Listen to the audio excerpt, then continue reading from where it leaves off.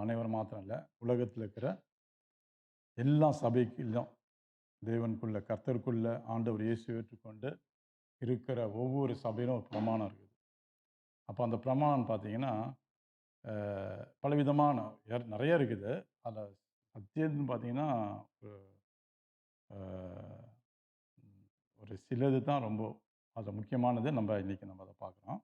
ரட்சிக்கப்பட்டவர்கள் கர்த்தர் இயேசு ஏற்றுக்கொண்டவங்க அத்தனை பேரும் தேவனுடைய பிள்ளைகள் என்று வேதம் நமக்கு தெளிவாக சொல்லுது. யோவான்ல சொல்லுது தேவனுடைய பிள்ளைகள்.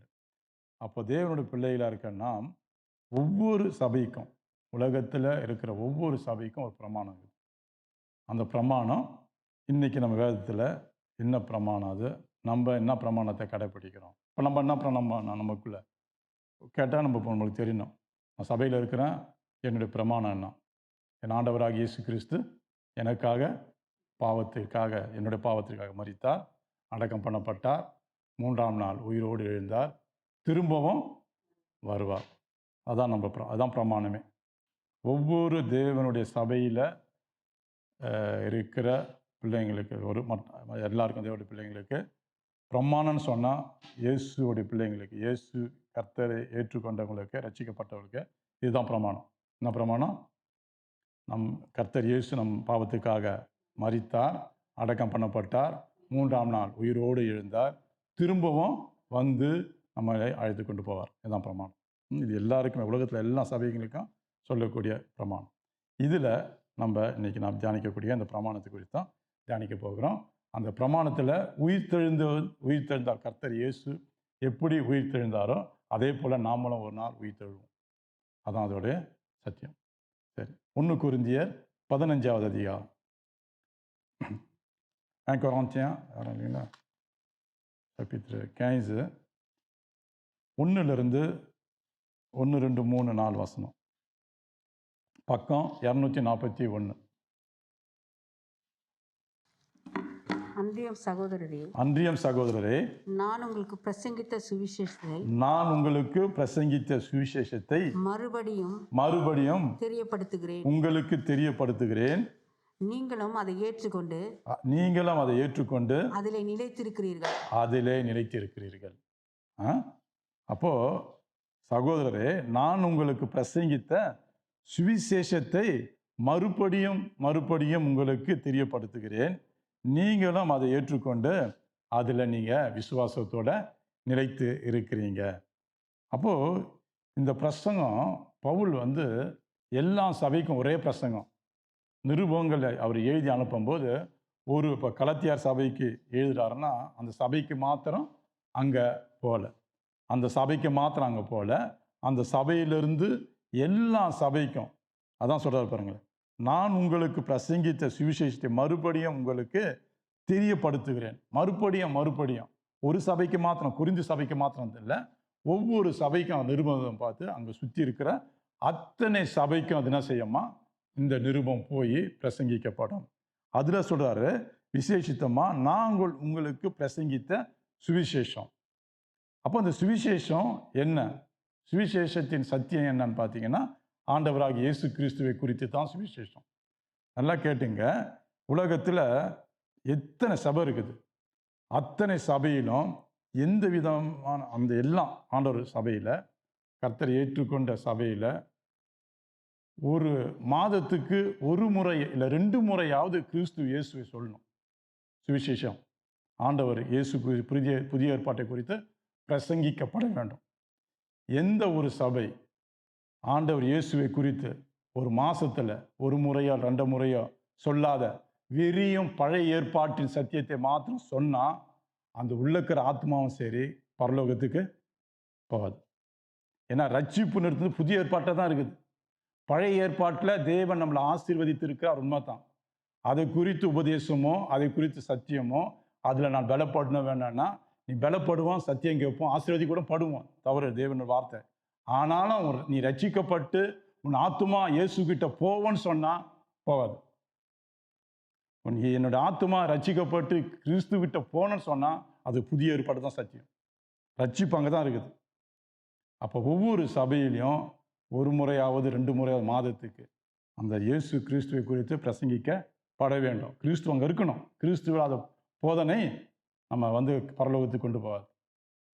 அதான் இங்கே சொல்றாரு, பவுல் சொல்றாரு, நான் உங்களுக்கு பிரசங்கித்த சுவிசேஷத்தை மறுபடியும் உங்களுக்கு தெரியப்படுத்துகிறேன். பார்த்தீங்களா, மறுபடியும் தெரியப்படுத்துகிறேன். அப்போ கிறிஸ்துவில்லாத உபதேசம் சித்த கிரிகை மாதிரி. கிறிஸ்துவை பற்றி உபதேசம் ஒன்று இல்லைன்னா நம்ம ஆத்துமா அன்னைக்கு மறிச்சிருச்சு.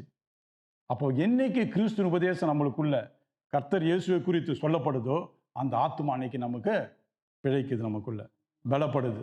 கிறிஸ்துவுக்குள்ள நம்ம இருக்கணும்னு சொன்னால் கிறிஸ்துவின் உபதேசம் இருக்கணும். அதனால நீங்கள் நிலைத்து இருக்கிறீங்கன்னா நீங்கள் அது கொண்டு விசுவாசம் அடைகிறீங்க. கிறிஸ்துவின் உபதேசத்தை கொண்டு நீங்கள் அதை ஏற்றுக்கொண்டு அதில் நிலைத்து இருக்கிறீங்க, பலப்படுறீங்க. கிறிஸ்து உங்களுக்குள்ள இருக்கிறாருன்னு சொல்லிட்டீங்க, எப்படி இருக்கிறீங்க? நாளுக்கு நாள் பலப்படுறீங்க, நிலைத்து இருக்கிறீங்க. அப்போ இந்த கிறிஸ்துவின் உபதேசத்தை பார்த்தீங்கன்னா அதே பாருங்க, பின்னால கலாத்தியார் 1 அதிகாரம் பக்கம் 257 11 12. மேலும் சகோதரரே, என்னால் பிரசங்கிக்கப்பட்ட சுவிசேஷம் மனுஷனுடைய யோசனைப்படியானது அல்லவென்றும் உங்களுக்கு தெரிவிக்கிறேன். பார்த்தீங்களா என்ன சொல்றாரு? சகோதரரே, என்னால் பிரசங்கிக்கப்பட்ட சுவிசேஷம் மனுஷனுடைய யோசனையின்படி அல்ல. என்ன சொல்ல வர்றாரு? என்ன சொல்ல வர்றாரு? மனுஷனுடைய யோசனைப்படி நல்லன்னா அவர் ஏற்கனவே நியாயப்பிரமாணத்தை யார்கிட்ட கத்தாரு? அவர் கமாலியால் பாதத்தில் கற்றவர் யாரு? பவுல். அப்போ அவர் சொல்றாரு, நான் ஏற்கனவே கமாலியா பாதத்துல இருந்து கற்றுன்னு வந்தேன்னு. அந்த வார்த்தை கிடையாது, இது வேற. இது ரட்சிப்பை கொடுக்குற வார்த்தை, ஒரு மனசுடைய மனசை மாத்துகிற வார்த்தை. இதை கேட்கும்போது ஒரு மனம் திரும்புகிற வார்த்தை. அதான் சொல்றாரு, இந்த வார்த்தை சுவிசேஷம் மனுஷனுடைய யோசனையின்படி அல்ல என்று உங்களுக்கு தெரிவிக்கிறேன். நான் அதை ஒரு மனுஷனால பெற்றதும் இல்லை, மனுஷனால கற்றதும் இல்லை, இயேசு கிறிஸ்துவே அதை எனக்கு வெளிப்படுத்தினார். இயேசு கிறிஸ்துவே அதை வெளிப்படுத்தினார். இதுதான் சுவிசேஷம். புரியுதுங்களா? இவர் எங்கேருந்து வந்தவர்? அவர் நியாயப்பிரமாணத்தின்படி வாழ்ந்தவர், 8ஆம் நாள் விருத்தசேதனம் பண்ணப்பட்டவர், நியாயப்பிரமாணத்தில் பக்தி வைராக்கியம் உடையவர், அவங்க பிதாக்களோட பயங்கர தேவனுக்காக தன்னை வைராக்கியம் கொண்டவர் அவர் பவுல். அவர் சொல்றாரு, கிறிஸ்துவே இந்த சுவிசேஷத்தை எனக்கு கற்றுக் கொடுத்தார். மனுஷன் நான் கற்றுக்கல, மனசும் சொல்லி தரல. அப்போ எப்படி இருக்கும் இந்த சுவிசேஷம்? இந்த சுவிசேஷத்தை கேட்கும் போது ஒரு மனுஷன் ரட்சிக்கப்படுறான். இந்த சுவிசேஷத்தை விசுவாசிக்கும் போது தான் மாற்றங்கள் கிரியை செய்யுது. எந்த விதமான உபதேசத்தினால கிரியை செய்யாது. ஒரு மனுஷன் என் பாவம் மன்னிக்கப்படணும்னா அது இயேசு கிறிஸ்துவின் போதனையின் படி கேட்கும்போது, இயேசு கிறிஸ்துவின் சுவிசேஷத்தை கேட்டு விசுவாசிக்கும் போது தான் அப்படிப்பட்ட கிரியை நடக்குது. அதான் சொல்றாரு இந்த 1 கொரிந்தியர் 15 1வது அதிகாரத்தை சொல்ல பாருங்க. இதை நான் ஏற்றுக்கொண்ட நீங்களும் அதை ஏற்றுக்கொண்டு அதில் நிலைத்திருக்கிறீங்க, அதை நீங்க பலப்படுறீங்க, விசுவாசிக்கிறீங்க. 2ஆம் வசனம் படிங்க. நான் உங்களுக்கு பிரசங்கித்த பிரகாரமாய் நீங்கள் அதை கை கொண்டிருந்தால் அதிலே நீங்கள் ரட்சிக்கப்படுவீர்கள். பார்த்தீங்களா? மற்றபடி உங்கள் விசுவாசம் விருதா இருக்கும். நான் உங்களுக்கு பிரசங்கிக்க பிரகாரமாய் நீங்கள் அதை கை கொண்டு, நான் என்ன கிறிஸ்துவிட்ட பெற்று இந்த உபதேசத்தை கிறிஸ்துவிட்ட கேட்டு உங்களை அது பிரதி நான் உங்களுக்கு பிரசங்கிக்கிறேன்னா, இந்த பிரசங்கத்தை நீங்க கேட்குறீங்களே, நீங்க விசுவாசிக்கிறீங்களே, அதனால நீங்கள் அதை கை கொண்டு இருந்தால் அதனால நீங்க என்ன செய்றீங்க? ரட்சிக்கப்படுவீர்கள். மற்றபடி உங்கள் விசுவாசம். அல்லேலூயா. அந்த வார்த்தையை நீங்க கேட்டு விசுவாசிக்கும் போது உங்களுக்குள்ள மாற்றங்களை கொடுக்கிறார் கர்த்தர் இயேசு. அதை சொல்றாரு, அதில் நீங்க ரட்சிக்கப்படுறீங்க, அது மற்றபடி உங்களுக்கு விசுவாசம். அப்போ இது கிறிஸ்துவிடத்தை நான் பெற்றுக்கொள்ளாத கமலியால் பாதத்திலிருந்து கற்றுக்கொண்டு வந்தேன்னு அந்த மாதிரி போதகத்தை நான் கொடுத்தேன்னா நீங்க என்ன செய்வீங்க? நீங்க ரட்சிக்கப்பட மாட்டீங்க. உங்க ஆத்மாவில் பாவம் இருந்துனே இருக்கும். கிறிஸ்து என்பவர் உங்க உள்ளத்தில் இல்லாதபடினால் எப்படி இருக்கும் ஆத்மா? எப்படி இருக்கும்? நியாயப்பிரமாணத்தின்படி ஆசீர்வாதம் வருது பாருங்க. இதுதான் நியாயப்பிரமாணத்தின்படி அநேக சபைகள் ஆசீர்வாதத்தை சொல்லுது, ரைட்டு. அந்த ஜனங்க சபையில் ஜனங்க தேடி போறாங்க, ரைட்டு. நிறைய ஜனம் சபைக்கு போகுது, உண்மைதான், தவறு இல்லை. ஆனா உள்ள இருக்கிற ஆத்மா, உள்ள இருக்கிற சபை ஜனங்க கிறிஸ்துவை அறிஞ்சு பாவம் மன்னிக்கப்பட்டு ஒரு நாள் கர்த்தர் வருவா, என் ஆத்மா அவர்கிட்ட போன சத்தியம் இருக்குதா? உண்மை இருக்குதா? உண்மையை சொல்ல முடியுமா அவங்களால? முடியாது. ஏன்னா அவங்க உபதேசம் பழைய ஏற்பாட்டின் உபதேசம். உங்களை ஆசீர்வதிக்கவே கர்த்தர் இருக்கிறார், உண்மைதான். ஆனா உங்க பாவம் மன்னிக்கப்பட்டதா? மன திரும்புதல் காரியம் உங்களுக்குள்ள கிரியை செஞ்சா? இல்லை. அப்போ மன திரும்புதல் வேணும்னா இயேசு கிட்ட கேட்ட சுவிசேஷத்தை நம்ம என்ன செய்யணும்? கேட்கணும். விசுவாசிக்கணும். கர்த்தர் என் பாவத்தை மன்னிப்பாருன்ட்டு அந்த விசுவாசத்தோட அந்த வார்த்தை கேட்கும்போது நம்மளுக்குள்ள பாவ மன்னிப்பு என்ற மன்னிப்பு கிடைக்கும். ரட்சிப்பு நிறைவா இருக்கும். புரியுதுங்களா? அதான் பவுல் சொல்றீங்க, நான் உங்களுக்கு பிரசங்கிக்க பிரகாரமாய் நீங்கள் அதை கை கொண்டிருந்தால் அதனால நீங்க ரட்சிக்கப்படுவீர்கள். மறுபடியும் உங்கள் விசுவாசம் ஆமா, அதை மற்றபடி நீங்க கேட்டீங்கன்னா விருதவாயிடும் சொல்லிட்டு சொல்றாரு. விருதவா இருக்குன்னு சொல்லிட்டு 3ஆவது வசனம் படிங்க. நான் அடைந்தும் உங்களுக்கு பிரதானமாய் ஒப்புவித்தது என்னவென்றால், கிறிஸ்துவானவர் வேத வாக்கியங்களின்படி நமது பாவங்களுக்காக மரித்து அடக்கம் பண்ணப்பட்டு வேத வாக்கியங்களின்படி 3ஆம் நாளிலே உயிர்த்தெழுந்து கேபாவுக்கும் பின்பு 12 தரிசனமானார். அப்போ 3ஆவது வசனம் சொல்லுது, நான் அடைந்ததும் உங்களுக்கு பிரயோஜனமான ஒப்புவித்ததும் என்னவென்றால், நான் கற்றுக்கொண்ட இயேசுகிட்ட கற்றுக்கொண்டேன, அதுவும் அதை கேட்டு உங்கள்கிட்ட நான் சொல்றேன்னு. பிரயோஜனம் என்னன்னு பார்த்தீங்கன்னா, அது சொல்றாரு, கிறிஸ்துவானவர் வேத வாக்கியங்கள் படி நமது பாவங்களுக்காக மரித்தார். நமது பாவங்களுக்காக மரித்தார். பார்த்தீங்களா சுவிசேஷம்? மரித்தார், அடக்கம் பண்ணப்பட்டு வேத வாக்கியங்கள் படி 3ஆம் நாளில் உயிர் தெழுந்தார். இது தான் நம்மளுடைய பிரமாணம். நான் ரட்சிக்கப்பட்டுட்டேன். ரட்சிப்பில் என்னுடைய பிரமாணம் என்ன? நான் தேவனுடைய பிள்ளை இயேசுவை நான் அறிஞ்சு ரட்சகராக ஏற்றுக்கொண்டேன். ரட்சிப்பு எனக்குள் நிறைவாக இருக்குது. அந்த நிறைவோடைய பிரமாணம் என்னன்னு கேட்டிங்கன்னா, இதுதான் வேதம் சொல்லுது. கிறிஸ்துவானவர் வேத வாக்கியம்படி என்னுடைய பாவங்களுக்காக முதலாவது மரித்தார், அடக்கம் பண்ணப்பட்டு வேத வாக்கியங்கள் 3ஆம் நாளிலே உயிர் தெழுந்து திரும்பவும் ஆண்டவர் சொன்னார், இதோ நான் மறுபடியும் அவர் ஆயத்த பண்ண இடத்துல திரும்பவும் உங்களுக்கு கொண்டு போவேன். அதனால இப்போ நம்மளுடைய பிரமாணம் தான். இங்கே இருக்கிறவங்க நம்ம அனைத்து பேர் ஆண்டோடைய பிரமாணம் அதுதான். கிறிஸ்டியன் பாவத்துக்காக மரித்தார், அதே நேரத்தில் அடக்கம் பண்ணப்பட்டார், 3ஆம் நாள் உயிரோடு எழுந்தார். ஒரு நாள் அவர் ஆயத்தப்பட்டு இருக்கிற இடத்துல பரலோகத்தில் என்னை கொண்டு போய் சேர்ப்பார். இந்த பிரமாணத்தின் படித்தான் நம்ம வாழறோம். இந்த பிரமாணத்தை தான் நம்ம விசுவாசிக்கிறோம். இந்த பிரமாணத்துக்கு ஏற்ற கிரிகை தான் நம்ம பூமியில் செய்யணும்.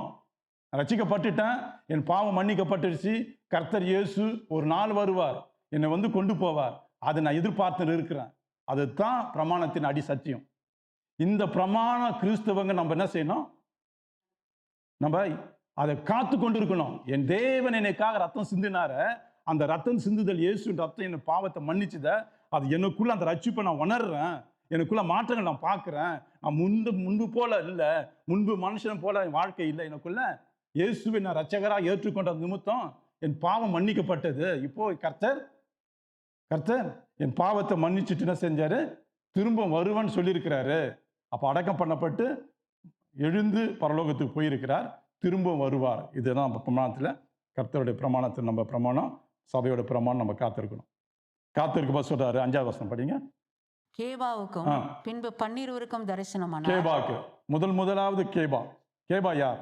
கேபான்ற இந்த வார்த்தை கேபான்னு அர்மனிய பாஷையில் சொல்லப்படுது கேபா. அதே பேதுருன்ற சொல்லப்படுது கிரேக்க பாஷையில் பேதுரு. கேபான்னு அர்மனிய பாஷை, பேதுருன்றது அவருடைய பேர் இல்லை, கேபா என்று யோவானில் போட்டது இல்லை, கேபா என்று அர்த்தம் கொண்ட பேதுருன்னு இருக்கும்.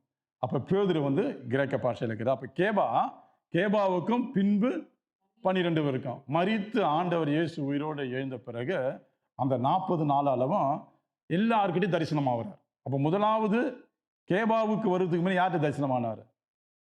மகதலேனா மரியாள்கிட்ட இல்லை, அங்கே தரிசனமானார் அவங்ககிட்ட. 2வது இங்கே கேபா கிட்ட தரிசனமாகி பின்னும் 12 கிட்ட தரிசனமானார். அதன் பின் 6ஆவது வசனம். அதன் பின்பு அவர் 500 பேருக்கு அதிகமான சகோதரருக்கு ஒரே வேளையிலே தரிசனமானார்.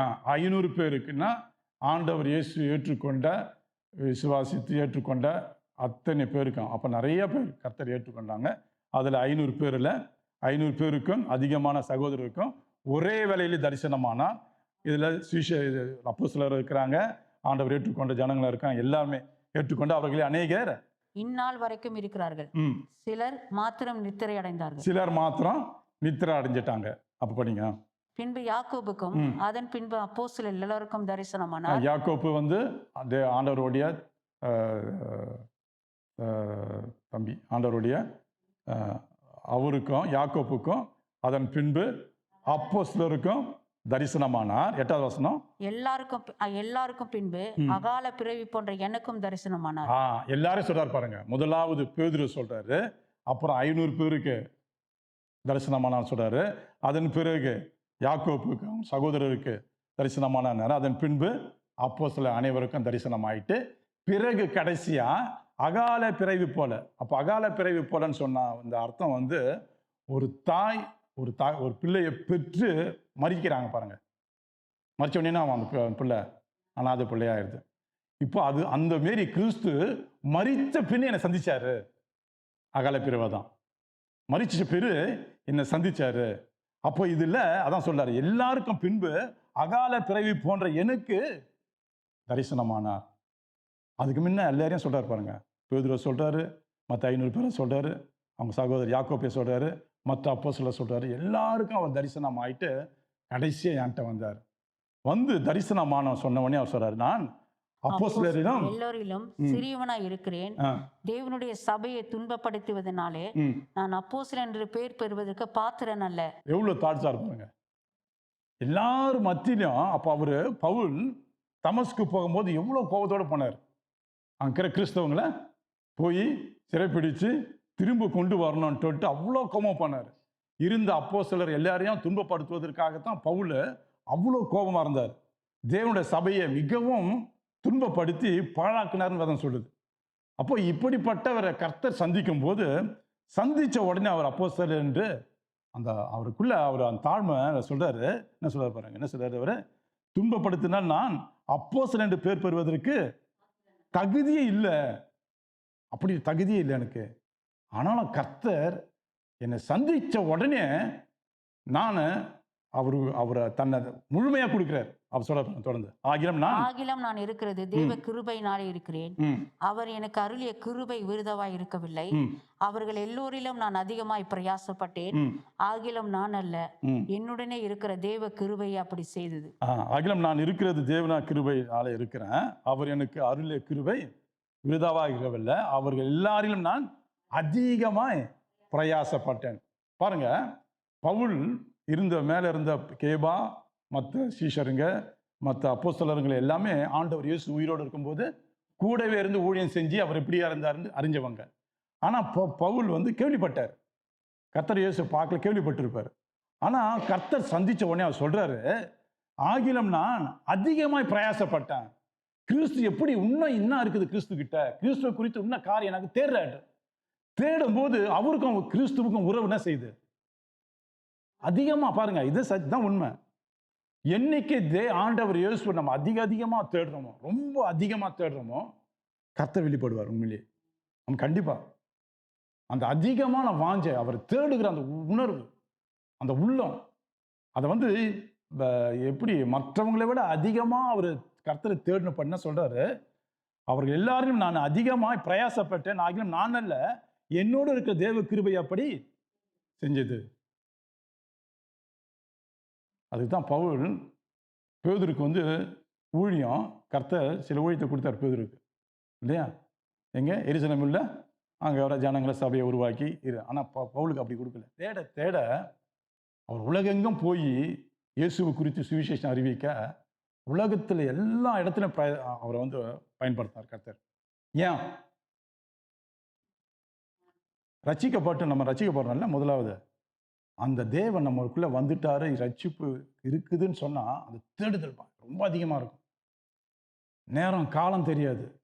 அப்போ அந்த ஆத்துமா உள்ளக்கிற அந்த வாஞ்சை, அந்த உள்ளக்கிற தாகம் அவர் அதிகமா தேட சொல்லும். நம்ம தேட நம்மளுக்கு அநேக காரியங்களை கர்த்தர் கற்றுக் கொடுப்பார். இது உண்மை. அது அநேக காரியங்களை வெளிப்படுத்துவார். இது உண்மை. நம்ம தேடுதல் குறையும் போது எதிர்பார்ப்பார் குறைவார். பவுல் ஏற்கனவே அவர் நியாயப்பிரமாணத்தில் இயேசுவை அறிஞ்சவர். அதுதான் பாருங்க வெளிப்பாடு எப்படி வருது பாருங்க. பேதுருவுக்கு கிடைச்ச வெளிப்பாடு அவ்வளோ இல்லை. ஆனா நியாயப்பிரமாணத்தில் இயேசு இருக்கிறாருன்னு சொல்லி வெளிப்படுத்தினது யாரு? பவுல் தான் போய் சொன்னார். கிறிஸ்துவ குறித்து எபேசு சபையில் போய் பிரசங்கம் பண்றாரு. கிறிஸ்து அவங்க உள்ள இருக்கிறாரு. யூத ஜனங்க கேட்குறாங்க, கிரேக்க ஜனங்க கேட்குறாங்க, மனம் திரும்புறாங்க. என்ன புதிய சத்தியத்தை சொல்றாரு. அதான் சுவிசேஷத்தை அறிவிக்கிறார். அப்போ ஜனங்க ரசிக்கப்படுறாங்க. அப்போ அங்கே சபை உருவாகுது. அங்கே ஜனங்க கர்த்தரை ஆராதிக்கிறாங்க. அதான் இங்க சொல்றாரு, நான் அதிகமாய் பிரயாசப்பட்டேன், ஆகிலும் நான் அல்ல, என்னோடு இருக்கிற தேவனுடைய கிருபையே அப்படி செஞ்சது. பண்ணி ஆகையால் ஆகையால் நானாகிலும் அவர்களாகிலும் இப்படியே பிரசங்கித்து வருகிறோம், நீங்களும் இப்படியே விசுவாசிக்கிறீர்கள். என்ன சொல்றாரு? ஆகையால் நாங்காகிலும் அவர்களாகிலும் இப்படி கிறிஸ்து இயேசுவை குறித்து பிரசங்கித்து வருகிறோம், நீங்களும் இப்படி விசுவாசிக்கிறீங்க. அப்போ சுவிசேஷம் வந்து பவுலும் பிரசங்கிக்கிறாரு, அப்போஸ்தலரும் பிரசங்கிக்கிறாங்க.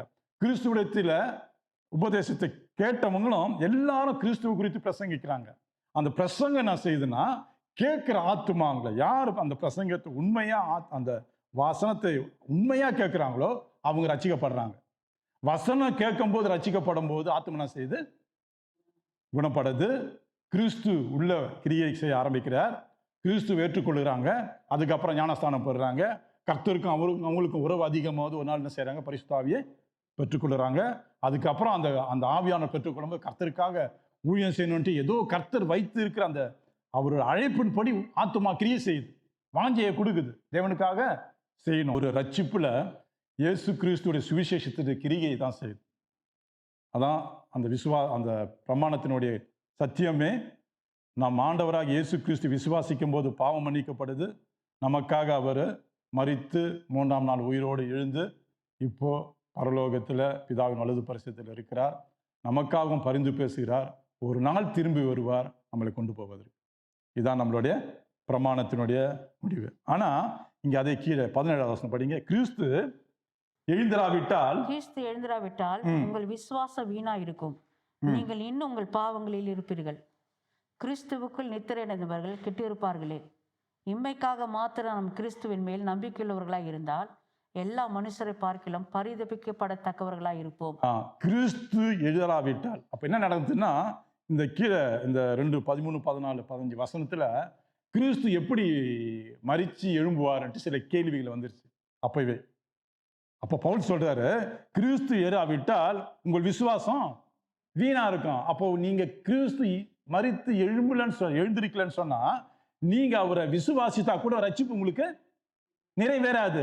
ஆனாலும் உண்மை என்னன்னு பார்த்தீங்கன்னா, கர்த்தர் இயேசு கிறிஸ்து மரித்தார், உயிரோடு எழுந்தார். அதை விசுவாசிக்கும் போது ரட்சிப்பு என்ன செய்யுது? நமக்குள்ள கிரியை செய்யுது. அதான் சொல்றாரு, கிறிஸ்து ஏறாவிட்டால் உங்களுக்குள் விசுவாசம் வீணா இருக்கும், நீங்கள் இன்னும் உங்கள் பாவங்கள்ல. அப்ப கிறிஸ்து மரிச்சு உயிரோடு எழும்போது விசுவாசிக்கிற யாரெல்லாம் விசுவாசிக்கிறோமோ அவங்க வாழ்க்கையில பாவ மன்னிப்பு நிச்சயம் உண்டு. அதான் முதல் வசனம் சொல்லுது. அடக்கம் பண்ணப்பட்டு வேத வாக்கியம் 3ஆம் நாள் உயிர்த்தெழுந்தார். அதுக்கு முன்ன கிறிஸ்துவானவர் வேத வாக்கியங்கள்படி நமது பாவங்களுக்காக மரித்து இருக்கிறாரே. பாத்தீங்களா? அதான் இங்க கீழே சொல்லுது, நீங்கள் இன்னும் உங்கள் பாவங்களை சாவீங்க. உயிரோடு எழும்புடன் பொய்யா இருந்தா அவரை விசுவாசிக்கல. நீங்க விசுவாசித்தா கூட அப்படிப்பட்ட கிரியை செய்யாது. அவர் இருந்தார், மரித்தார், 3ஆம் நாள் உயிரோடு எழுந்தார். அவர் எழுந்தது உண்மை, நாங்க விசுவாசிக்கிறோம், அதனால எங்க பாவங்கள் மன்னிக்கப்பட்டது. இது உண்மை இல்லையா? அந்த விசுவாசம் எப்படி இருக்கணும்? உண்மையா இருக்கணும். கிறிஸ்துவ மேல உண்மையான விசுவாசம் வந்தா தான் அது பாவம் மன்னிப்பு இருக்கும். அந்த பாவத்து நிமித்தம் நம்ம திரும்ப ஒரு பாவம் செய்ய ஆசைப்படுறோம்னு வச்சுங்க, அந்த கிரியை நம்மளுக்குள்ள செய்யக்கூடாதுன்னு தடை பண்ணும். ஏதோ ஒரு விரும்புறோம்னு வச்சுங்க, அறியாமல அது நம்மளுக்குள்ள ஒரு வெளிப்படுத்தும். உலகமான பிரகார காரியமோ எந்த நம்ம விருப்பமான காரியமோ எது செய்ய விரும்பினாலும் நம்ம ஆத்துமா உண்மையான ரட்சிக்கப்படும் போது, உண்மையான ரட்சிப்பு நம்மளுக்குள்ள வரும்போது என்ன செய்யாது? நமக்குள்ள தடை பண்ணும். அப்ப நம்ம இப்போ அப்படி தடை பண்ணாம இருக்குது, என் ஆத்துமா இன்னும் சில தவறை செய்ய விரும்புதுன்னா அப்ப ரட்சிப்பு, அப்ப நம்ம ரட்சிக்கப்படணுமா படக்கூடாது? கண்டிப்பா பண்ணணும். திரும்ப திரும்ப பண்ணணும். ஒரு நாள் கர்த்தர் வருவார், நம்ம ரட்சிக்கப்பட்டது உண்மையே இல்லைன்னா கைவிடப்படுவோம். பாதாளம் தான் நம்மளுக்கு காத்து இருக்குது, மறந்துடாதீங்க. பாதாளம் தான், நேர பாதாளம், எந்த வழியும் இல்லை. கிறிஸ்துவை தேடுகிற வழி தினமும் வேணும், தினமும் வேணும். அன்னைக்கு நடந்த இந்த கொரிந்து சபையில எழுதியிருக்கும் போது இதே பிரச்சனை நடந்துச்சு. கிறிஸ்து மரித்தது உண்மையா? அதான் கேள்வி வருதுங்க. 12வது வசனம் படிங்க.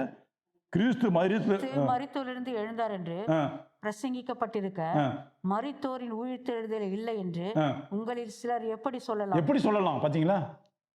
அப்பயும் இருந்தது பிரச்சனை. கிறிஸ்து மரிச்சு உயிரோடு எழும்பல. அப்போ அதனால அதான் சொல்றாரு, பவுல் சொல்றாரு, கிறிஸ்து ஏறாவிட்டால் உங்களுடைய விசுவாசம் வீணா இருக்கும், நீங்கள் இன்னும் உங்களை பாவங்களை சாவீங்க. கிறிஸ்து உயிரோடு எழும்பிடாருன்னு சொல்லிட்டு நாங்க விசுவாசிக்கிறோம், எங்க பாவங்கள் மன்னிக்கப்பட்டது. நீங்க விசுவாசிக்கிறீங்களா? உங்களை பாவங்கள் மன்னிக்கப்படும். ஆமா. அப்போ இந்த பாவம் வந்து எந்தவித வழியும் நம்ம பிரயாசித்தோம், எந்தவித வழியும் நம்ம தேடி ஏதோ ஒரு வகையில் நம்ம பாவம் மன்னிக்கப்படணும், மன்னிக்கப்படாது. ஒருவருடைய பாவம் தலைமுறை தலைமுறையா பாதிக்கும். இதை உடைக்கணும்னா கர்த்தர் இயேசுட்ட தான் வரணும்.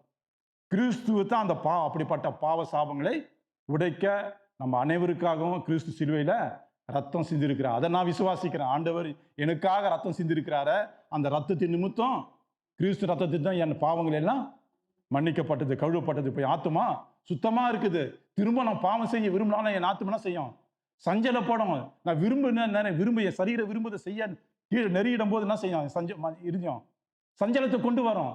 ஏன்னா ரட்சிப்பு நிறைவா இருக்குது எனக்குள்ள, உங்களுக்குள்ள அப்படி இருக்கணும். அப்ப நீங்க உங்களே நீங்க நிதானித்து பாருங்க. இப்படிப்பட்ட கிரியை நான் ஏதோ ஒன்று ஆசைப்படும் போது செய்யற விரும்புறேன், நான் விரும்பும் போது எனக்குள்ள தடையில்லாம நான் சந்தோஷமா செய்யறேன்னா இன்னும் நீங்க ரட்சிப்பு படல. உங்களுக்குள்ள ரட்சிப்பு கிறிஸ்து முதல்ல உங்ககிட்ட இல்லை. அவ்வளவுதான். அப்ப நம்ம என்ன செய்யணும்? அப்போ கிறிஸ்து திரும்பி நம்ம வர வைக்கணும். திரும்பி ஆண்டவரே நீங்க வாங்க, நீங்க இருந்தா தான் அந்த பாவ மன்னிப்பு உண்டு வேதம் சொல்லுது. எங்களுக்குள்ள வந்து எங்க பாவத்தை மன்னிங்க. அப்பதான் நான் நீங்க வரும்போது ஒரு நாள் உங்களோட வருதுக்கு ஆயத்த பண்ண முடியும். அப்ப நம்ம என்ன கேட்கணும்?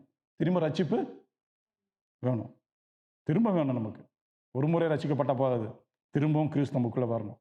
தினம் நம்மளை பரிசுத்தப்படுத்தணும். அதான் இங்க சொல்றாரு.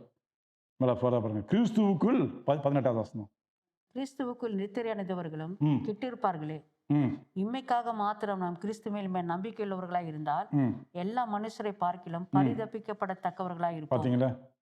இம்மைக்கு மாத்திரம் நான் கிறிஸ்துவின் மேல் நம்பிக்கை. அப்ப இம்மைக்கு மாத்திரம்னா உலக வாழ்க்கையில புசிப்போம், குடிப்போம், சந்தோஷமோ அப்படியே வாழ்ற வாழ்க்கைக்கு எனக்கு போதும், இது நிமித்தம் நான் என் சந்தோஷத்துக்காக கிறிஸ்துவை தேடுறேன், ஒரு நாள் அழிஞ்சிடுவோன்றார். அதான் சொல்றாரு, இம்மைக்கு மாத்திரம் நாம் கிறிஸ்துவின் மேல் நம்பிக்கை உள்ளவர்களா இருந்தால் எல்லா மனுஷரை பார்க்கிலும் பரிதபிக்கப்பட்டவர்களா இருப்போமா. ரொம்ப நம்ம தெரியுங்களா? பரிதபிக்கப்பட்டவங்களா எப்படி சொல்றது?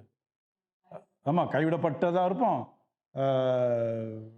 அதை விட நமக்கு வந்து ஒரு எப்படி சொல்றது? ஆமா, கைவிடத்தான். பரிதபிக்கப்பட்டனா எந்த விதத்திலும் நமக்கு வந்து ஆதரவு இல்லை, அப்படி சொல்லலாம்.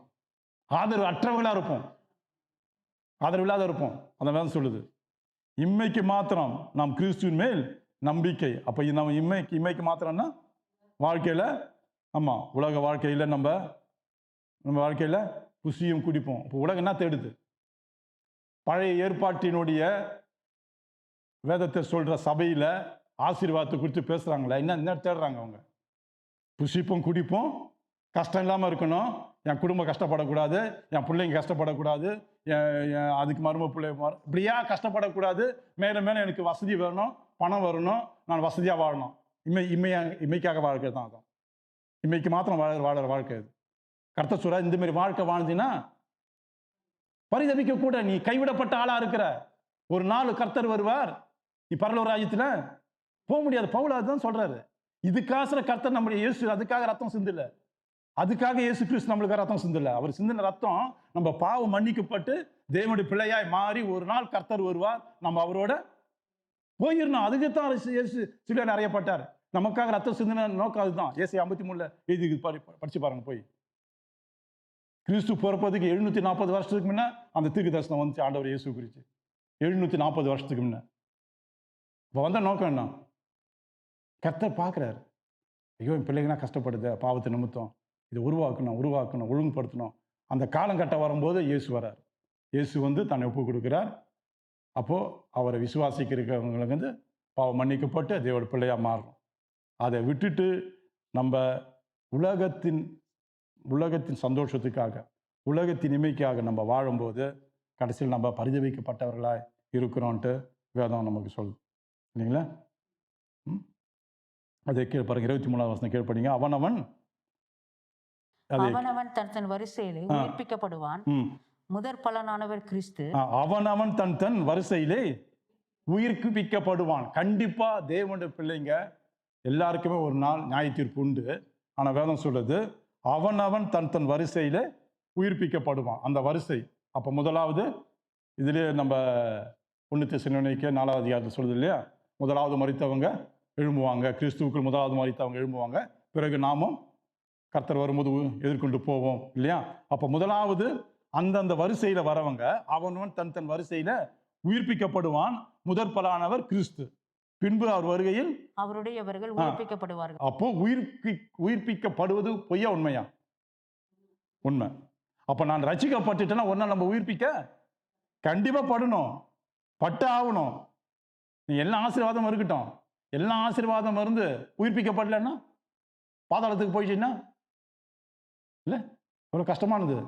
எல்லாமே இல்ல இயேசு கிறிஸ்துக்குள்ள நான் சமாதானமாக்குறேன், கிறிஸ்துக்குள்ள நான் சந்தோஷமாக்குறேன். ஒரு நாள் நான் மரித்தாலும் இல்ல கர்த்தர் வருவதற்கு முன்பே கர்த்தர் வந்தால் நான் உயிர்ப்பிக்க அவரோட போயிடுவேன்ட்டு ஒரு அந்த ஒரு உறுதி நமக்குள்ள இருக்கணும். எல்லாமே என்கிட்ட இருக்குது, அப்ப இருந்து போயிட்டா ரொம்ப கஷ்டமாச்சே, பரிதபிக்கக்கூடிய ஆளாயிடுமே, கைவிடப்படக்கூடிய ஆளாயிடுவோமே, நம்ம யாரை விசாரிக்க முடியாத ஆளாயிடுவோம். உண்மைதான். எப்படி இதை நம்ம புரிஞ்சுக்க முடியுங்க? நீங்க சொல்லுங்க. இப்ப நான் இப்படி சொல்லினே இருக்கிறேன், நீங்க கேட்குறீங்க, சில பேர் கேட்குறீங்க, சில பேர் கேட்கறதுக்கு உங்களுக்கு தடையா இருக்குது, நான் பார்க்குறேன். ஏன் உங்களுக்கு அந்த மாதிரி கிரியை செய்யுது? எதனால அதை நீங்க உண்மையை ஏற்றுக்கொள்ள முடியல? ஏன் ஏற்றுக்கொள்ள முடியல? பரிசுத்த ஆவி உங்களுக்குள்ள அதான். நான் இயேசு ஏற்றுக்கொண்டேன், இயேசு எனக்குள்ள இருக்கிறாரு, என் பாவம் மன்னிக்கப்பட்டது, இப்ப நானும் கிறிஸ்துவோட இருக்கிறேன், கிறிஸ்து எனக்கும் நல்ல தொடர் உறவு இருக்குது, தேவன் நான் ஆராதிக்கிறேன், ரைட். இதெல்லாம் நான் கிரியை செய்யறது என்னால கிடையாது. கிறிஸ்துவை ஏற்றுக்கொண்டு நான் விசுவாசிக்கும் போது பரிசுத்த ஆவி எனக்கு கொடுக்கப்படுறார். அப்ப நான் இயேசுவோடு இருக்கிற உறவு எனக்கு நிச்சயமா இருக்குது.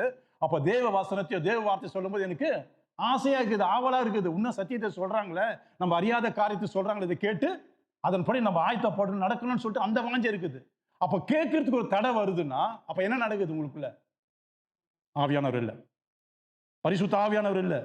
இல்லாத நிமித்தம் என்ன செய்யும் அந்த வார்த்தை உங்களுக்கு கொஞ்சம் போவோம், கொஞ்சம் போவாது, கொஞ்சம் கேட்பீங்க, மறந்துடுவீங்க, அப்புறம் திரும்பி போய் உங்க வாழ்க்கை எப்படி இருக்கும்? ஆமா, பழைய மாரி வீட்டில் போனால் என்ன செய்வீங்களோ அதே வாழ்க்கை. முந்தா நேற்று போன வாரம் 2 வாரம் 1 மாசம் என்ன செஞ்சீங்களோ அதே வாழ்க்கை தான் செய்வீங்க. அதே தான் ஆத்மா தேடும். அப்ப கிறிஸ்து வருவார்னு சொன்னாரு, அப்போ வருவார்னு சொன்னாரு, அப்ப நம்ம எப்படி இருக்கணும் இல்லையா? 23 வருஷம் தான் சொல்லுது. 23ல அவனவன் தன் வரிசையில உயிர்ப்பிக்கப்படுவான், முதற் பலனானவர் கிறிஸ்து, பின்பு அவர் வருகையில் அவருடையவைகள் உயிர்ப்பிக்கப்படுவார்கள். அப்போ கர்த்தர் முதலாவது, கர்த்தர் எப்படி மரித்து உயிரோடு எழுந்தாரோ அதே தான் நமக்கும், நம்ம பிரமாணம் அதான். என் இயேசு எனக்காக, நான் இயேசு ஏற்றுக்கொண்டேன், இயேசு எனக்காக சிலுவையில் மரித்தார், அவர் ரத்தம் என் பாவங்களெல்லாம் கழுவிச்சு, என்னை சுத்திகரிக்கிச்சு, பரிசுத்தமாக இருந்துச்சு, தேவனுடைய பிள்ளையாக மாறிட்டோம். இப்போ கிறிஸ்து மரித்து அடக்கம் பண்ணப்பட்டு பரலோகத்துக்கு போயிருக்கிறார், திரும்பவும் வருவார், அந்த நம்பிக்கையோடு நான் இருக்கிறேன். இது ஒரு நாள் வரும்போது நான் அவரோட போயிடுவேன். அப்போ இதுதான் இங்கே அவனவன் தன் வரிசையின்படி உயிர்ப்பிக்கப்படுவான். அது முதல் பலனானவர் கிறிஸ்து நமக்கு வழியை திறந்து காட்டிட்டு போய்கிறார். அப்போ அதன் பிறகு அவர் விசுவாசிக்கிற அத்தனை பேருக்கும், கிறிஸ்து ஏற்றுக்கொண்ட கிறிஸ்துவுக்குள் வாழ்கிற நம்ம அனைவருக்கும் இந்த வாழ்க்கை தான். நான் கிறிஸ்து ஏற்றுக்கொண்ட ஒரு நாள் மரிச்சா கிறிஸ்துவோட போக மாட்டேன் சொல்றோன்னு சொன்னா என் ரட்சிப்பு சரியில்லை. நான் ரட்சிக்கப்பட்ட நாள்லேருந்து இது வரைக்கும் என்கிட்ட எந்த விதமான மாற்றமும் இல்லை. கிறிஸ்து எனக்குள்ள உண்மையா இருக்கிறாரான்னு எனக்குள்ளே கேள்வியா இருக்குது. இந்த டிவியை பார்க்குற உங்களுக்கும் சொல்கிறேன், ரட்சிப்பு நீங்கள் இன்னும் பெற்றுக்கொள்ளலன்னு சொன்னால், உண்மையான ரட்சிப்பு உங்களுக்குள்ள இல்லைன்னா, நல்ல போதகரை பார்த்து அந்த ரட்சிப்புக்கு உண்டான கிரியை, அந்த ரட்சிக்கப்படக்கூடிய வழி என்னன்னு கேட்டு கிறிஸ்துக்குள்ளே ரட்சிக்கப்பட நீங்கள் பலன்படு. அது ரொம்ப முக்கியமானது. அதுக்கு நல்ல போதகராக இருக்கணும், நல்ல சபையாக இருக்கணும், சத்திய உபதேசம் கிறிஸ்து குறித்து உபதேசம் சொல்லுகிற சபையாக இருக்கணும். அது முதலாவது. ஏன்னா ரட்சிப்பு ஒரு நாள் கர்த்தர் வருவார். கைவிடப்பட்டா நான் 20 வருஷம் 40 வருஷம் சபையில் இருந்தேன்னு, நான் என் ஆத்துமா பாதாளத்துக்கு போயிடுச்சு, 40 வருஷம் 30 வருஷம் சபையில் இருந்து என்ன பிரயோஜனம்? அப்ப நான் கிறிஸ்து கூட இருக்கிறேன்னா கிறிஸ்து போல நம்மளுக்கு சுவாபங்கள், கிறிஸ்துவை தேடுகிற இருதயம், கிறிஸ்துவோட வாழுகிற உணர்வு, கிறிஸ்து ஒரு நாள் நான் பார்க்காவிட்டா ஜபத்தின் வழியா என் தேவன் நான் பார்க்காவிட்டா மன சஞ்சலம், இதெல்லாம் கிறிஸ்துவோட இருக்குது. இதெல்லாம் கிறிஸ்துவோட நான் இருக்கிறேன்னா இப்படிப்பட்ட தேடுதல் நமக்கு வேணும். தேவனுடைய பிள்ளைங்க, தேவனுடைய பிள்ளைங்கன்னு சொன்னா என்னுடைய பிரமாணம் என்ன? என்னுடைய பிரமாணம் கிறிஸ்து எனக்காக மரிச்சார், அடக்கம் பண்ணப்பட்டார், 3ஆம் நாள் உயிரோடு எழுந்தார், திரும்ப வருவார். அந்த வருகைக்கு நான் காத்திருக்கிறேன். இயேசு முதலாவது மரிக்கும் போது இயேசுவின் ரத்தம் என் பாவத்தை கழுவினுச்சு. இப்போ திரும்ப வருவார், நான் எதிர்பார்த்து கொண்டு இருக்கிறேன். அதுக்கு நான் சபையில போதகத்தை கேட்கிறேன், விசுவாசிக்கிறேன், இயேசுவுக்கு எனக்கு நல்ல தொடர்போடு இருக்கிறேன். இதுதான் இந்த சத்தியம், இதுதான் என்னோட பிரமாணம். அதான் ரட்சிக்கப்பட்ட அனைவருக்கும் இது ஒரு பிரமாணம். அப்போ கிறிஸ்துவுடன் இருக்கிறோன்னு சொன்னா ஒரு நாள் நம்முடைய சரீரம் மீட்கப்படும், எதிர்பார்த்து கொண்டு இருக்கிறோம். இதான் வசனம் பாருங்க, அதிலே 35, 36 வசனம் படிங்க. ஆகிலும் மரித்தோர் எப்படி எழுந்திருப்பார்கள், எப்படிப்பட்ட சரீரத்தோடு வருவார்கள் என்று ஒருவர் சொல்வானாகில், புத்தியினனே, நீ விதைக்கிற விதை செத்தால் ஒழிய உயிர்ப்பிக்க மாட்டாது. பாத்தீங்களா? அதில் இந்த வந்த பிரச்சனையில வந்த கேள்வியிலே அப்பவே கேட்குறானுங்க. என்ன கேட்குறாங்கன்னா, அதுக்கு முன் வசனம் 2 வசனம் முன் சொல்லுது, நீங்க எப்படிப்பட்ட ஆளா இருந்தா நீங்க கிறிஸ்துக்குள்ள இல்லைன்னு தெரியும், நீங்க நான் மரிச்சு எப்படி உயிர்ப்பிப்பேன்ட்டு நீங்க கேள்வி கேட்குறீங்களே, அந்த கேள்விக்கு நீங்க எப்படி இருந்தா நீங்க உயிரோட எழும்ப முடியாது. அதான் சொல்லுது 33 வசனம் பாருங்களேன். மோசம் போகாதிருங்கள், ஆகாத சம்பாஷணம் நல்லொழுக்கங்களை கெடுக்கும். நல்லொழுக்கங்களை கிடைக்கும். என்ன சொல்றாரு? மோசம் போகாது. பவுல் சொல்றாரு, சபையாரே மோசம் போகாதீங்க. ஆகாத சம்பாஷணங்கள், ஆகாத சம்பாஷணம்னா தேவையில்லாத, கிறிஸ்து இயேசுக்குள்ள நான் வளர்ந்து வரேன், கிறிஸ்து போதனையை கேட்கிறேன், கிறிஸ்து சுவிசேஷத்தை கேட்கிறேன், எனக்குள்ள மாற்றங்கள் வருது, அதை நிமித்தம் நான் வளர பார்க்கிறேன். ஆனால் வெளியில என்னை அறியாத ஜனங்கள், உலகத்தார் வெளியில இருந்து எனக்கு கொடுக்குற உபதேசத்தை நான் கேட்கிறேன். அதனால என் ஆத்துமா ஆகாத சம்பாஷணம், அதுக்குள்ள நான் இருக்கிறபடினால் என் ஆத்மா அபிக்குது. கெட்டு போகிறது மாத்திரம் இல்ல, அந்த ஆத்மா தேவனுக்கு பிரியம் இல்லாம நடக்க வேற காரியம் செய்ய ஆசைப்படுது. ஆகாத சம்பாஷணம் தான். நீ கிறிஸ்துக்குள்ள இருக்கிற, கிறிஸ்து உன்னை போதித்து நடத்துகிறார், கிறிஸ்து வசனத்தை கேட்டு நம்ம இப்படித்தான் வாழணும்னு ஒரு சிந்தனை வந்தா, நம்ம கிறிஸ்துவோடு வேதத்தோடு ஜெபத்தோடு கர்த்தரோடு நடக்கிற ஒரு உள்ளத்துல ஆர்வத்தை கொடுப்பாரு. இந்த ஆர்வம் என்ன செய்யும்?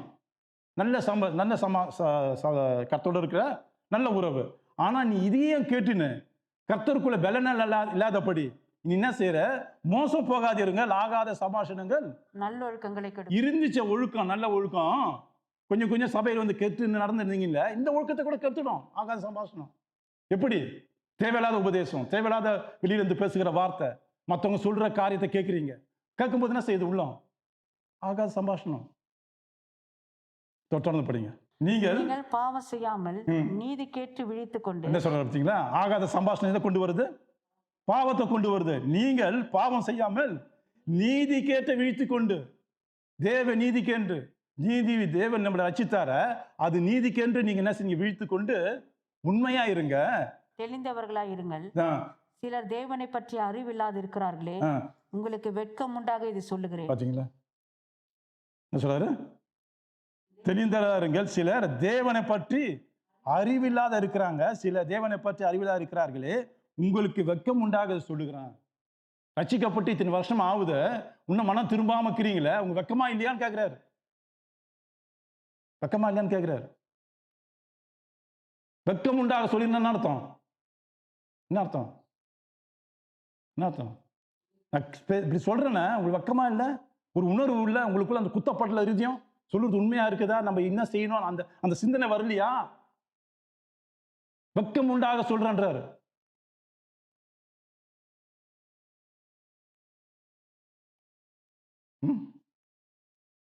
அப்ப நீங்கள் பாவம் செய்யாம நீதி கேட்ட வீழ்த்து கொண்டு தெளிவுறவளாய் இருங்கள், சிலர் தேவனை பற்றி அறிவில்லாத இருக்கிறார்களே, உங்களுக்கு வெக்கம் உண்டாகியதை சொல்லுகிறேன். ஆகிலும் மரித்தோர் எப்படி எழுந்திருப்பார்கள், எப்படிப்பட்ட சரீரத்தோடு வருவார்கள் என்று ஒருவர் சொல்வானாகில். பாத்தீங்களா? இப்படி இருக்கும்போது, ஆகாத சம்பாஷணத்தோடு இருக்கும்போது, ரெண்டாவது நீதி கேட்ட வாழ்க்கை வாழாம தெளிந்தவர்களா இல்லாதபடி இருக்கும்போது, தேவனை அறியாத இருக்கும் போது என்ன கேள்வி வருதுன்னா, கடைசியில நான் மரிச்சா எப்படி எழுந்திருப்பேன்? கேள்வி வரமா வராதா? கர்த்தரை அறியல, கர்த்தரை தேடல, கர்த்தரை தேடுகிற உணர்வு இல்லை, இயேசுக்கு எனக்கும் தொடர்பு இல்லை. ஆனா நான் சபையில தான் வரேன், இத்தனை வருஷமா இருக்கிறேன்னு சொல்லலாம். ஆனா உணர்வு இல்லாதபடி வேதம் சொல்லுது, ஆகிலும் மரித்தோர் எப்படி எழுந்திருப்பார்கள், எப்படிப்பட்ட சரீரத்தோடு வருவார் என்று ஒருவன் சொன்ன நடக்கும் சொல்வான். அப்ப அவனுக்கு விசுவாசம் எப்படி இருக்குது? கர்த்தருக்குள்ள ஒண்ணுமே இல்லை. பிரமாணம் என்ன பிரமாணம்? நான் இயேசு எனக்காக சிலுவையில அறையப்பட்டார், இயேசு ரத்தம் என் பாவங்களை கழுவுனது, இயேசு மரித்து அடக்கம் பண்ணப்பட்டு 3ஆம் நாள் உயிரோடு எழுந்தார். இப்போ தேவன்கிட்ட போயிருக்க, பரலோகராஜ் போயிருக்கிறார். திரும்ப ஒரு நாள் வந்து என்ன, அவர் ஆயத்த பண்ண இடத்துல என்ன கொண்டு போவார். இதுதான் இந்த பிரமாணம். அப்ப வேதம் இங்க சொல்லுது, அல்லது மற்றொரு என்ன சொல்றாரு, வருவார்கள் என்று ஒருவன், எப்படிப்பட்ட சரீரத்தோடு வருவார் என்று ஒருவன் சொல்வாயானால். அப்போ அவன் சொன்னவன் வந்து உண்மையா இல்லை கிறிஸ்துவுக்குள்ள. அப்போ அவனுடைய விசுவாசம் எப்படி இருக்குது? எப்படி ஒருத்தன் மரிச்சா உயிரோட எழும்ப முடியும், எப்படி பரலோகம் போக முடியும் ஒரு கேள்வி கேட்குறான். எப்போ கேட்டான்? இந்த வருஷத்துல 2025 பைபிள் 1 கொரிந்து முதல் நூற்றாண்டு 60வது வருஷத்துல எழுதின புக்கு. முதல் நூற்றாண்டுல 60, 62 எழுதிக்கிறாங்க. அப்பவே கேட்டுக்கிறாங்க பாருங்க. இன்ற வரைக்கும் இந்த வேத வசனம் போதித்து தான் வருது. விசுவாசிக்கிறவங்களுக்கு அது கிரியை செய்யுது, விசுவாசிக்காதவங்க அதுக்கு தடைக்கல்லா இருக்குது. விசுவாசிக்கிறவங்க கிறிஸ்து அவர் அவங்களை உயிர்ப்பித்து ஒரு நல்ல வழியை காட்டி இருக்கிறாரு. கிறிஸ்துவை ஏற்றுக்கொள்ளாமல் நடக்கிறவங்களுக்கு அவர் என்ன செய்யறாரு? இந்த தடைக்கல்லாவே இருக்கிறார் கடைசி வரைக்கும். அப்ப இங்க என்ன சொல்றாரு? நீ புச்சினே, நீ விதைக்கிற விதைகளை செத்தால் ஒழிய உயிர்ப்பிக்க மாட்டாது. என்ன சொல்றாரு? அப்படிப்பட்ட நீ உயிரோடு எழுமணும்னு சொன்னா என்ன செய்யணும்? புச்சினே, நீ கேள்வி கேட்கிறிய, நீ விதைக்கிற விதையை செத்தால் ஒழிய என்ன செய்யல? செத்தால் ஒழிய உயிர்ப்பிக்க மாட்டாது. அப்ப முதலாவது ஒரு விதையானது எப்படி இருக்கும்? விதை எப்படி இருக்கும்? அது தொடர்ந்து படிக்கணும். 37 நீ விதைக்கிற போது இனி உண்டாகும் மேனியை விதையாமல் கோதுமை அல்லது மற்றொரு தானியத்தினுடைய வெறு விதையை விதைக்கிறாய். போதும். என்ன சொல்றாரு? நீ விதைக்கிற விதை செத்தால் ஒழிய உயிர்ப்பிக்க மாட்டாது. நீ விதைக்கும் போது இனி உண்மை உண்டாகும் மேன்மையை விதையாமல். அப்போ ஒரு விதைய நீ விதைக்கிற, அந்த விதையோட தன்மையை பார்த்தீங்கன்னா ஏதோ ஒரு கலர்ல ஒரு சின்னதா இருக்குது. அது எப்படி வெளியில திரும்ப அது விதைக்கும் போது என்ன பலனை கொடுக்குன்னு தெரியாது. ஆனா நம்ம நம்பிக்கை என்ன செய்யறோம்? அதை ஒழுங்குபடுத்தி விதைக்கிறோம். அந்த விதைக்கும் போது தான் தெரியுது. ஆனா சில நாள் பண்ண பிறகு அதோடைய அந்த விதையோட தன்மையை வெளிப்படுத்துது. அதான் சொல்றாரு, இப்படி நீ இருக்கும்போது நீ முதலாவது நீ மரிக்கணும். நீ உயிரோடு எழுமணுமா? உனக்குள்ள இருக்கிற அநேக காரியம் இருக்குது பாருங்களேன், அதெல்லாம் என்ன செய்யணும்? மரிக்கணும். உனக்குள்ள மரிக்கணும். மரிச்ச பிறகுதான் என்ன செய்வ? உயிரோட எழும்ப முடியும். அப்ப எழும்பும்போது நீ தான் அது தெரியாது. ஏன்னா அதை மாற்றம் செய்கிறவர் கர்த்தர்ன்றார் அர்த்த வசனத்துல.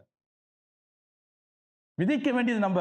அப்போ விதை நிறுத்து அது செத்தால் ஒழிய, யோவான் 12:24 சொல்றாரு, கோதுமை மணியானது நிலத்தில் விழுந்து சாகாவிட்டால் தனித்திருக்கும், செத்தால் ஆகில் மிகுந்த பலனை கொடுக்கும்.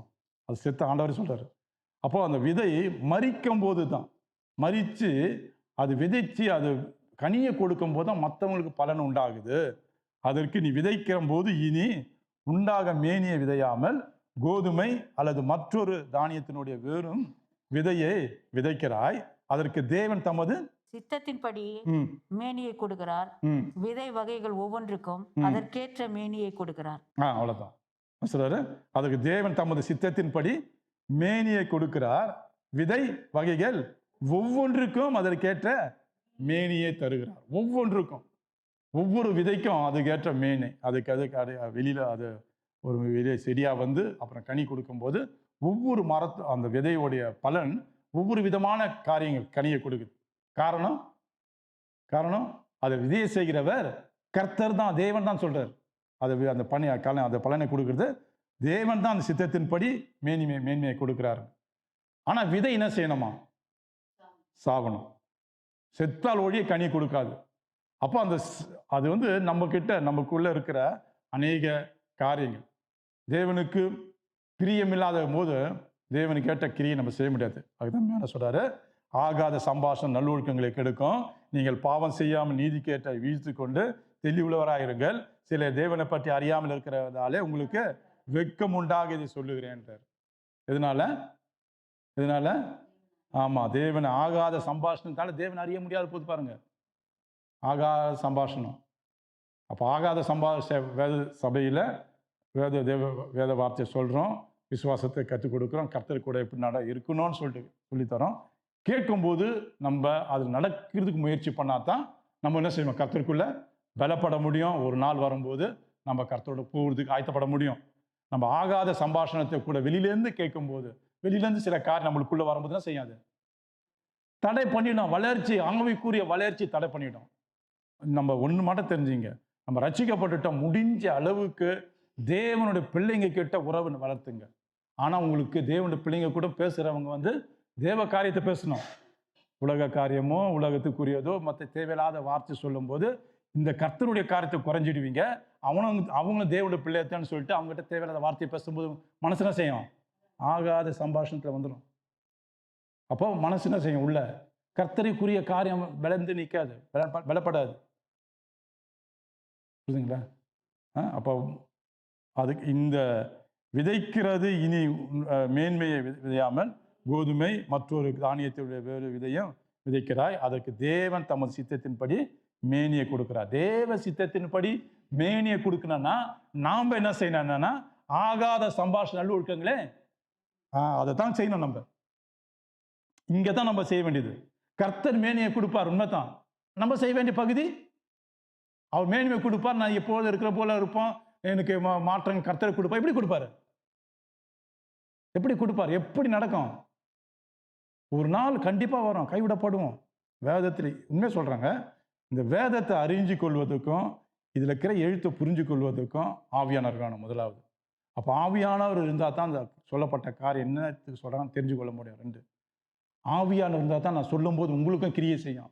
உண்மை.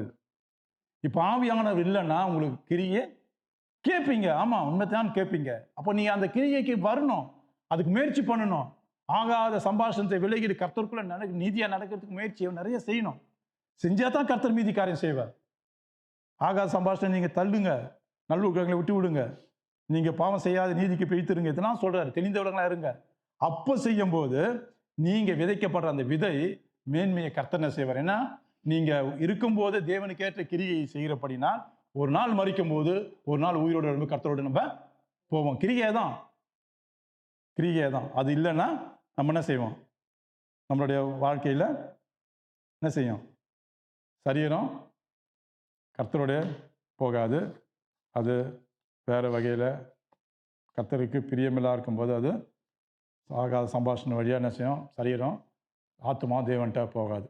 கடைசியாக அந்த பவுல் சொல்கிறாரு பிலிப்பியர் 3ஆம் அதிகாரத்தில் 20-21 நம்முடைய குடியிருப்போ பரலோகத்தில் இருக்கிறது, அங்கிருந்து கர்த்தராய் இருக்கிற இயேசு கிறிஸ்து என்ற இரட்சகர் வர எதிர்பார்த்து கொண்டிருக்கிறோம். முதலாவது ஒவ்வொருவரும் ரட்சிக்கப்பட்டு இருக்கிற நம்ம அனைவரும், கிறிஸ்துவுக்குள்ள இருக்கிற நம்ம அனைவரும் நமக்கு இந்த பூமியில வாழறோம். உண்மைதான், ஒரு சில காலத்துக்காக நம்ம வாழறோம். நமக்கு அதுக்கு தேவையான நன்மைகளை கர்த்தரை செய்வார். நம்ம செய்ய வேண்டிய செய்யும்போது கர்த்தரை மீதி செய்வார். நம்முடைய குடியிருப்போ பரலோகத்தில் இருக்குது. அப்போ உண்மையானது எங்கன்னா பரலோகம் தான். நம்முடைய உண்மையான குடியிருப்போ பரலோகத்தில் இருக்கிறது. அங்கிருந்து கர்த்தராக இயேசு கிறிஸ்து என்னும் இரட்சகர் வர எதிர்பார்த்து கொண்டு இருக்கிறோம். கண்டிப்பா கர்த்தர் ஒரு நாள் வருவார், வேற தெளிவா சொல்லுது. வர அப்ப யார் எதிர்பார்க்க முடியும், வருவார்ன்ற கேள்வி பார்த்தோமே, அவங்க எதிர்பார்ப்பாங்களா?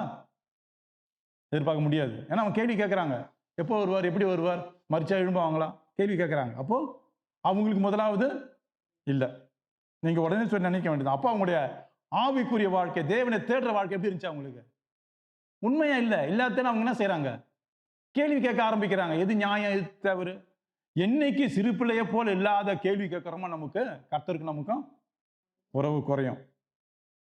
ஆண்டவர் சொன்னார்ல, சிறு பிள்ளையான்ட்டு அனுப்புங்க, அது போல இருங்கன்ட்டு அவங்க தான் பரலோக ராஜ்யத்தில் போவாங்கன்ட்டு ஆண்டவர் சொன்னார். அப்போ நம்ம இருதயம் அந்த சின்ன பிள்ளை போல கேள்வி கேட்காம இருந்தால் கண்டிப்பா நம்ம போவோம். நம்முடைய குடியிருப்பு பரலோகத்தில் இருக்கிறது. அங்கிருந்து கர்த்தராக இயேசு கிறிஸ்து என்னும் இரட்சகர் வர எதிர்பார்த்து கொண்டு இருக்கிறோம். கர்த்தர் வருவார்னு சொல்லிட்டு. அப்ப யார் எதிர்பார்க்க முடியும்னா, கர்த்தர் இயேசு சொன்னார் தானே பிரமாணம், எனக்காக மரிச்சாரு சிலுவையில, அவர் ரத்தம் என் பாவத்தை மன்னி என்னை கழுவுன்னு சுத்திகரிச்சது, பரிசுத்தப்படுத்திச்சு.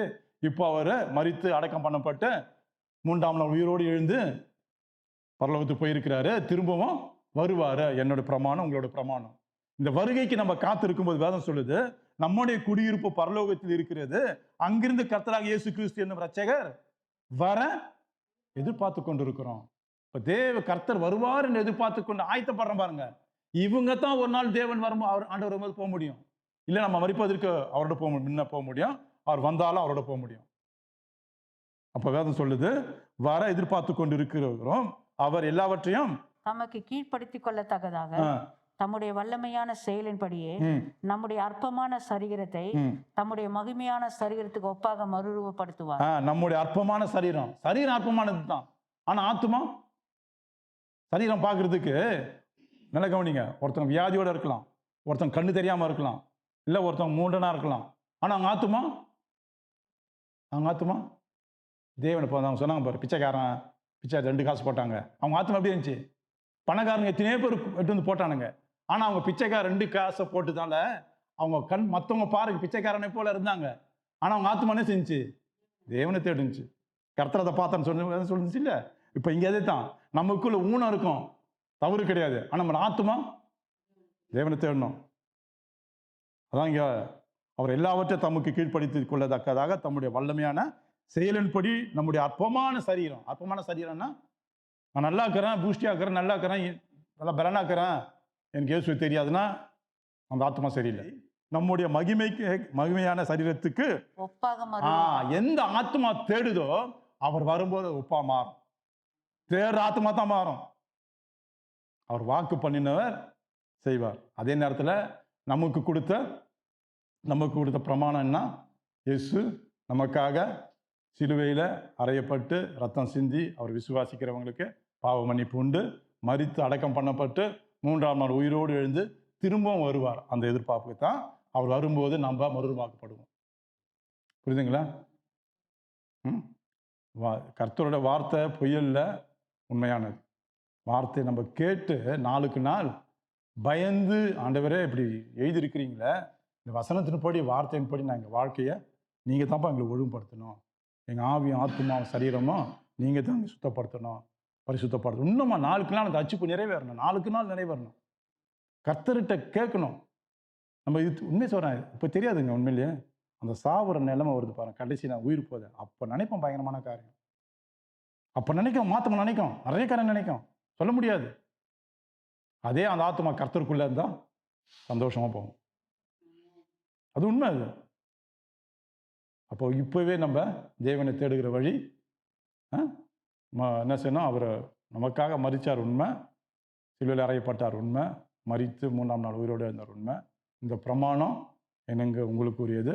ஒரு நாள் வந்து கூட்டின்னு போவார். அதுதான் நம்முடைய அற்பமான சரீரத்தை தம்முடைய மகிமையான சரீரத்துக்கு ஒப்பாக மாற்றுவார். அவர் தேடுறவங்க தான் மாற்றுவார். ஆமென்.